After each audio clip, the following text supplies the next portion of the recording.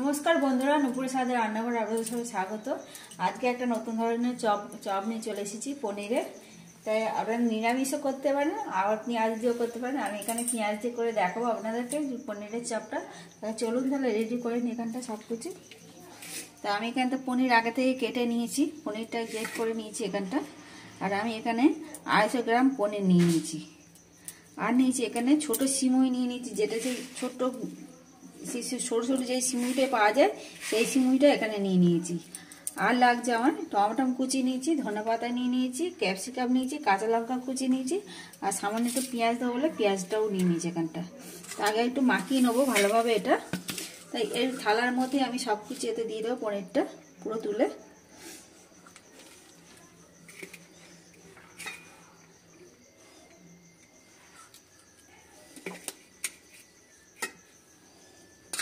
পনিরটা তুলে দিয়েছি, যদি লাগে আবার একটু দেবো।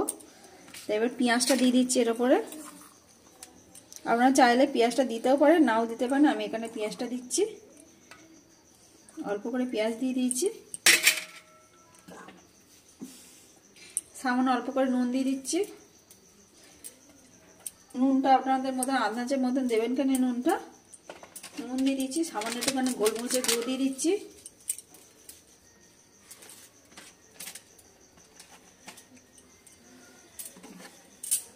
আর দেবো একটুখানি অরিগানোতে। আপনারা চাইলে এতে চিলি ফ্লেক্সও দিতে পারেন। এবার সবসময় আমি একটু ভালো করে মাখিয়ে নেব, হাত দিয়ে ভালো করে মাখাতে হবে।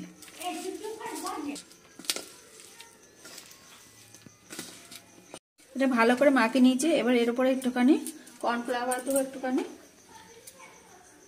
এই কর্নফ্লাওয়ারটা দিয়ে দিচ্ছি, তাহলে একটু আটাটা আরও ভালো হবে। অল্প করে দিচ্ছি এটা দিয়ে একবার মাখিয়ে নিচ্ছি। এবার ভালো করে হাত দিয়ে ভালো করে মাখতে হবে, যেন ডেলা ডেলা না থাকে কোনোটাই।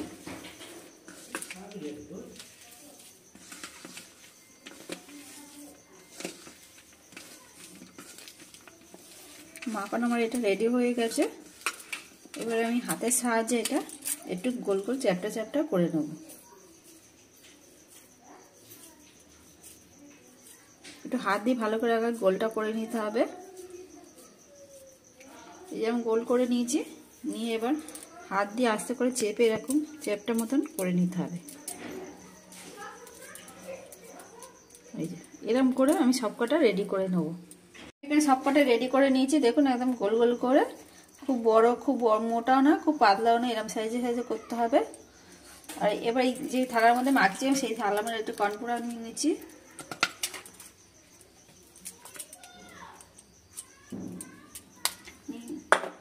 একটুখানি নুন দিয়ে দেবো অল্প করে, একটুখানি গোলমরিচ গুঁড়ো দিয়ে দিচ্ছি এটা। এবার একটু জল দিয়ে গুলে নেব, একটু জল দিয়ে অল্প করে গুলে নিচ্ছি। জল দিয়ে ভালোভাবে গুলে নিয়েছি। আর দেখুন খুব একটা পাতলা হয়নি এটা। এই দেখুন এরকম করে দেখাচ্ছি, পাতলাটা খুব পাতলা হবে না, খুব গাঢ় হবে না, জিনিসটা এমন করে গুলতে হবে এটা। আমি যে গোল গোল করে শেপে করে নিয়েছিলাম সেইগুলো এবার এর মধ্যে চুবাবো, কর্নফ্লাওয়ারের মধ্যে এর মধ্যে চুবিয়ে নিচ্ছি। আর যে ছোটো সিমুইটা নিয়েছি তার মধ্যে এবার দিয়ে দেবো। দিয়ে এবার শুকনো হাতে একটুখানি আস্তে আস্তে করে চেপে চেপে এটা লাগিয়ে নেবো।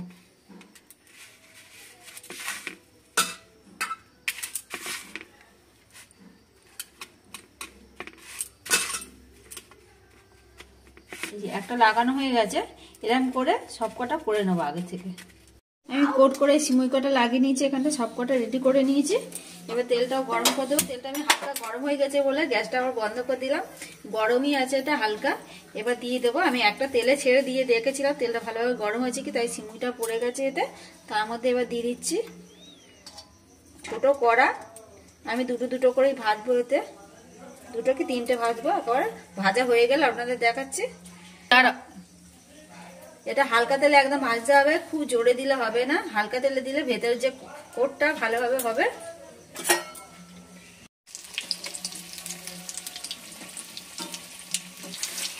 আর ভাজা হয়ে এসেছে, আমি সবকটা তুলে নিচ্ছি।